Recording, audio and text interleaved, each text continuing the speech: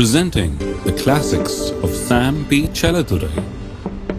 Sam P. Chaladurai அவர்களின் போதனை களஞ்சியத்திலிருந்து.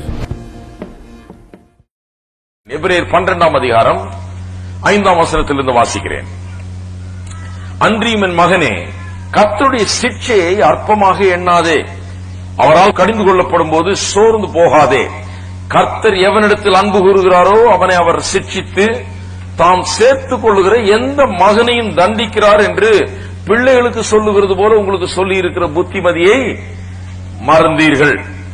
இந்த கடைசியா காணப்படுகிற இந்த பகுதி ரொம்ப முக்கியம். இந்த வேத வசனத்தை வியாக்கியானம் பண்ணுவதற்கே இது ரொம்ப முக்கியமான ஒரு பகுதி. அது என்னவென்றால், பிள்ளைகளுக்கு சொல்லுகிறது போல உங்களுக்கு சொல்லி இருக்கிற புத்திமதியை மறந்தீர்கள். அதை அப்படியே வச்சுக்க மனசுல.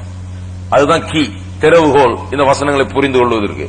பிள்ளைகளுக்கு சொல்லுகிறது போல உங்களுக்கு புத்திமதி சொல்லப்பட்டிருக்கிறது. என்ன புத்திமதி அது? கர்த்தருடைய சிட்சையை அற்பமாய் எண்ணக்கூடாது, அவரால் கடிந்து கொள்ளப்படும் போது சோர்ந்து போகக்கூடாது. கர்த்தர் எவனிடத்தில் அன்பு கூறுகிறாரோ அவனை அவர் சிட்சித்து தாம் சேர்த்துக் கொள்ளுகிற எந்த மகனையும் தண்டிக்கிறார் என்று சொல்லப்பட்டிருக்கிறதே. அதைத்தான் சொல்றாரு, பிள்ளைகளுக்கு சொல்லுகிறது போல உங்களுக்கு சொல்லி இருக்கிற புத்திமதியை மறந்தீர்கள் என்று. அதை அப்படியே மனதில் வைத்துக் கொள்வோம். 7ஆம் வசனத்தை வாசிப்போம். நீங்கள் சிட்சையை சகிக்கிறவர்களா இருந்தால் தேவன் உங்களை புத்திரராக எண்ணி நடத்துகிறார். தகப்பன் சிட்சியாத புத்திரன் உண்டோ? சிட்சை என்று வருகிறது இங்கே. இந்த சிட்சையை தான் அநேகர் என்ன சொல்லுகிறார்கள், கர்த்தர் தான் சிட்சிக்கிறார். வேதத்தில் சொல்லுதுன்னு சொல்றாங்க. கரெக்ட், வேதத்தில் சொல்லி இருக்குது கர்த்தர் சிட்சிக்கிறார் என்று வேதம் நிச்சயமாய் கூறுகிறது. கர்த்தர் எவனிடத்தில் அன்பு கூறுகிறாரோ அவனை சிட்சித்து. ஆகவே கர்த்தர் நிச்சயமாய் சிட்சிக்கிறார். ஆனால் அநேக சொல்லுகிறது என்ன, கர்த்தர் எப்படி சிட்சிக்கிறார் என்பதை குறித்து தான் அவர்கள் குழம்புகிறார்கள்.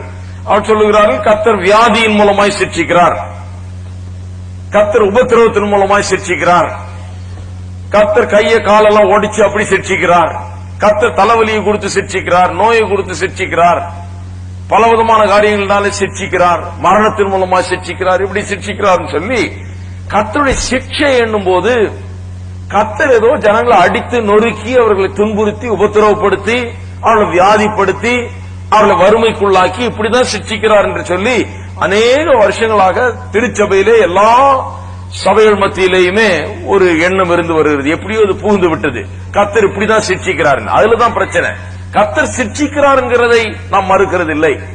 எப்படி சிட்சிக்கிறார் என்பதை குறித்து தான் போதிக்க இருக்கிறோம்.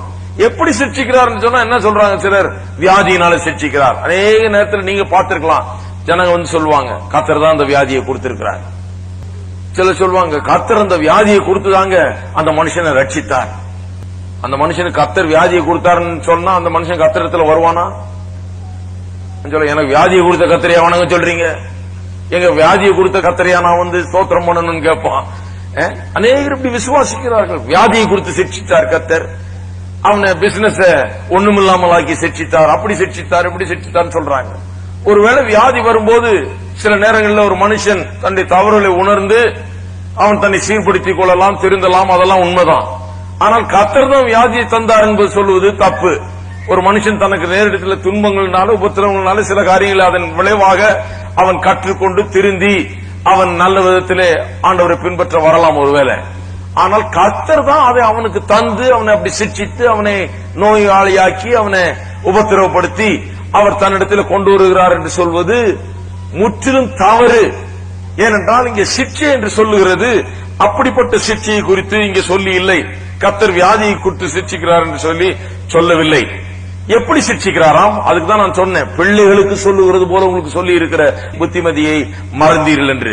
ஒரு பிள்ளையை ஒரு தகப்பன் எப்படி சிட்சிக்கிறானோ அப்படிதான் கர்த்தரும் தம்முடைய பிள்ளைகளை சிட்சிக்கிறார். இன்னும் கேட்டால் சில நேரத்தில் பிள்ளைகளை சிட்சிக்கிறதுல நாம் பொல்லாதவர்களா இருக்கிறோம். அமெரிக்கா போன்ற நாடுகள்ல பிள்ளைகளை அடிச்சா, ரொம்ப முரட்டுத்தனமா போட்டு அடிச்சா பிள்ளை ஓன்னு கத்துதுன்னு வைங்க, நேர ஸ்டேட் டிபார்ட்மெண்ட் கவர்மெண்ட் வந்து பிள்ளைய கூட்டிட்டு போயிடுவாங்க. அப்புறம் நீங்க போய் கோர்ட்ல நிரூபிச்சு காண்பிக்கணும், நீங்க தகுதி உள்ள தகப்பன் சொல்லி, ஒழுங்கான தகப்பன், பிள்ளை அடிச்சு முரட்டுத்தனமா மண்டை கண்டியா உடைக்க மாட்டீங்க அப்படிங்கறது நிரூபிச்சு காண்பிச்சு கோர்ட்ல போய் நீங்க ஒழுங்கான ஆளு அப்படின்னு சொல்லி நிரூபிச்சு காண்பிதான் பிள்ளையை கொண்டு வர முடியும். பிள்ளைகள் பள்ளிக்கூடத்துக்கு போகும்போது அங்கேயே ஒரு போன் நம்பரை கொடுத்துறாங்க பிள்ளைகள்ட்ட. உங்க அப்பா அம்மா அடிச்சா கால் பண்ணு போன். பிள்ளைகள் அந்த போன் நம்பர் நோட் புக்ல எழுதி வச்சிருக்கு. அப்பா அம்மா அடிச்சா, முரட்டுத்தனமா அடிச்சா நேர கவர்மெண்ட்டுக்கு போன் பண்றதுக்கு ஒரு போன் நம்பரை கொடுக்கறாங்க பள்ளிக்கூடத்துல. ஏன் என்று சொன்னால் சில விதத்துல நல்ல காரியம் அதுல இருக்குது. என்னன்னா சிலர் அடிக்கிறது எப்படின்னு கூட அடிக்கிறதுன்னு ஒரு கணக்கு வழக்கு இல்லாம அடிக்கிறது. பிள்ளை சின்னதுன்னு சொல்லி இவங்க பெருசா இருக்கான்னு பொலார்னு அறையிறது போட்டு குரூசைடுகள்ல எத்தனையோ பிள்ளைகள் காது செவிடா இருந்த பிள்ளைகள் காது கேட்டு முன்னால சாட்சி சொல்லும் போது கேட்பேன் எப்படி காது செவிடா போச்சுன்னு. பிள்ளை எங்க அப்பா அரைஞ்சிட்டாரு. இதை கேட்டு இந்த ஆயிரக்கணக்கான ஜனங்க சிரிப்பாங்க தெரியுமா. அப்பா அரைஞ்சிட்டாருன்னு சொல்லும் போது ஜனங்களுக்கு எல்லாம் சிரிப்பா இருக்குது. நம்ம நாட்டு ஒரு வினோதமான நாடு பாருங்க. அப்பா அரைஞ்சு காது செவிடாச்சுன்னா அமெரிக்காவில கொண்டு போய் அப்பா அம்மாவில உள்ள வச்சிருவாங்க. பிள்ளையை திரும்ப கொடுக்கவே மாட்டாங்க அப்பா கிட்ட. ஏன்னா அது என்ன அப்பா? பிள்ளை அரைஞ்சு காதை செவிடாக்குறவர் ஒரு அப்பாவா? பிள்ளைய அரைஞ்சு காயப்படுத்துறவர் ஒரு அப்பாவா? காயப்படுத்துறதுக்காகவா நாம் பிள்ளைகளை அடிக்கிறோம்? காயப்படுத்துறதா நம்முடைய நோக்கம்? கிடையவே கிடையாது. ஆகவேதான் பிள்ளைகள் அடிக்கிறவங்களுக்கு சொல்லி தர்றாங்க, அடிக்கணும்னா இங்க அடிங்க, ரொம்ப குஷன் அதிகமா உள்ள இடமா பார்த்து அடிச்சா எந்த எலும்பும் முறியாம எந்த சேதமும் ஏற்படாம ரொம்ப சேஃபா அடிக்கிறதுக்கு ஒரு நல்ல இடமா பார்த்து சொல்லி தர்றாங்க. கரெக்டா அடிக்கணும், முரட்டுத்தனமா அடிக்க கூடாது, அங்க அடிக்கிறது கூட கொஞ்சம் பார்த்து தான் அடிக்கணும் அப்படின்னு சொல்லி தருகிறார்கள். அப்ப பிள்ளைகளை நாம இயேசு சொன்னது போல பொல்லாதவர்களாகி நீங்கள் உங்கள் பிள்ளைகளுக்கு நல்ல ஈவுகளை கொடுக்க அறிந்திருக்கும் போதுன்னு வேதம் சொல்லுது இல்லையா. உலகத்தில் இருக்கிற ஒரு பொல்லாத தகப்பன் கூட தன்னுடைய பிள்ளைக்கு நோயை கொடுக்க வேண்டும் என்றோ, பிள்ளை தப்பு செய்திருச்சுன்னு சொல்லி பிள்ளைக்கு ஒரு நோயையோ வியாதியோ கொடுக்க வேண்டும் என்று எந்த ஒரு தகப்பனும் விரும்ப மாட்டான். அப்படி செய்யவும் மாட்டான். அப்படி செஞ்சா அந்த தகப்பனுக்குள்ள ஏதோ ஒரு கோளாறு, அவன் தகப்பனா இருக்க முடியாது, இருக்கக்கூடாது. அதனால பிள்ளைய பிடிங்கிறாங்க, கொண்டு போய் அங்க எங்கேயாவது சேர்த்துறாங்க, வேற எங்கேயாவது பள்ளிக்கூடத்தில் சேர்த்து கவர்மெண்டே பாத்துக்கும் பிள்ளைய. தகப்பனுக்கும் தாயும் பிள்ளைய திரும்பி வாங்கிட்டு வந்து ரொம்ப கஷ்டம். இன்னும் கேட்டா அந்த நாட்டுல எல்லாம் பிள்ளைய சும்மா தனியா விட்டு போனீங்கன்னா, மைனர் சைல்டு 16 வயசு குறைவுள்ள பிள்ளைகளை தனியா வீட்டுல விட்டுட்டு போனா பக்கத்து வீட்டுக்காரன் போன் பண்ணி சொன்னா போச்சு, பிள்ளைய கூட்டு போயிடுவாங்க. தனியா அன்அட்டெண்டடா விட்டு போயிருக்காங்க, யாரும் கவனிக்கிறதுக்கு ஆள் இல்ல, அம்மா அப்பா வெளியே போயிட்டா இந்த பிள்ளை பாட்டுக்கு ரோட்ல விளையாண்டுட்டு இருக்குது அப்படின்னு சொன்னா நேரா அதுக்குன்னு ஒரு வண்டி வச்சிருக்காங்க, நேரா கொண்டு வந்து பிள்ளைய உள்ள உட்கார வச்சு நேரா கொண்டு போய் அங்க கவர்மெண்ட்ல கோர்ட்ல பிரசன்ட் பண்ணி அந்த கோர்ட் மூலமா யாருக்காவது பிள்ளை வேணும்னா அவங்க போயிட்டு கொடுத்துருவாங்க. பிள்ளையே எங்க அப்பா அம்மா நல்லவங்க, நான் போறேன்னா கூட விட மாட்டாங்க. அதுக்கப்புறம் நாம போய் நிரூபிக்கணும். ஏனென்று சொன்னால் ஒரு தகப்பன் தாய் என்றால் எப்படி இருக்க வேணும், எப்படி பிள்ளைகளை கவனிக்க வேணும் என்கிறதுக்கு இந்த உலகத்திலேயே பொல்லாதவர்கள் வாழ்கிற உலகத்திலேயே இவ்வளவு நியாயங்கள்லாம் இருக்கிறது. நான் சொல்லுகிறேன், பரலோக பிதா, நம்முடைய பரலோக பிதா எவ்வளவு நல்லவர், ஒரு நல்ல தேவன். இந்த உலக பிரகாரமான தகப்பன்களா எல்லாரும் காட்டிலும் அவர் நல்லவர். அவர் நம்மை சிக்ஷிக்கும் போது இந்த உலக பிரகாரமான தகப்பன் செய்யாத அளவுக்கு அவர் செய்வாரா? இவங்க செய்யறதை விட அதிகமா அவர் தீமை செய்வாரா? செய்யவே முடியாது, செய்யவே மாட்டார். அது அவருக்கு உகந்ததல்ல, அவர் செய்வதே கிடையாது என்பதுதான் வேதம் போதிக்கிறது. ஆகவே சிக்ஷிக்கிறார் என்று சொல்வது வியாதியை குறித்து சிக்ஷிக்கிறார் அல்லது இப்படி அடிக்கிறார் அப்படி அடிக்கிறார் என்று அல்ல. எப்படி சிக்ஷிக்கிறார், அந்த சிக்ஷை என்கிற வார்த்தை நாம் கவனிக்க வேண்டும். நீங்கள் சிக்ஷையை சகிக்கிறவர்களா இருந்தால், ஒரு தடவை நீங்க பல முறை சிக்ஷை என்று உபயோகப்படுத்தப்பட்டிருக்கிறது. அந்த சிக்ஷை என்கிற வார்த்தை ஒரு பிள்ளையை ஒழுக்கத்தில் பயிற்சிவிக்கிற அந்த வார்த்தை தான் இங்கே உபயோகப்படுத்தப்பட்டிருக்கிறது. இது ஏதோ கர்த்தர் புயல் அனுப்பி சூறாவளி அனுப்பிச்சு வீடெல்லாம் இடிஞ்சு விழ செய்து பிசினஸ் எல்லாம் நஷ்டப்படுத்தி நம்முடைய சரீரத்தை எல்லாம் நோயாக்கி இப்படி சிக்ஷிக்கிறார்னு சொல்லல. ஒரு பிள்ளையை எப்படி ஒரு தகப்பன் சிக்ஷித்து நல்வழியில நடத்துவானோ, ஒழுக்கத்தை கற்பிப்பானோ, போதிப்பானோ, அந்த விதத்திலே தான் கர்த்தர் சிக்ஷிக்கிறார் என்று இங்கே போதிக்கிறது. அதுக்குதான் அந்த வசனத்தை ஞாபகம் வைத்துக் கொள்ளணும்னு சொல்றேன். பிள்ளைகளுக்கு சொல்லுகிறது போல உங்களுக்கு சொல்லப்பட்டிருக்கிற புத்திமதியை மறந்தீர்கள். பிள்ளைகள் தான் இங்க சப்ஜெக்ட். பிள்ளைகளுக்கு எப்படி நாம் போதித்து கற்பித்து சிக்ஷித்து அவர்களை நல்வழியில் நடத்துகிறோமோ அதுபோலதான் நம்மை தேவன் நடத்துகிறார் என்று அதைத்தான் இங்கே போதிக்கிறது. ஆகவேதான் எபேசியர் 6ஆம் அதிகாரத்தை திருப்புங்கள். எபேசியர் 6ஆம் அதிகாரம், எபேசியர் 6:4.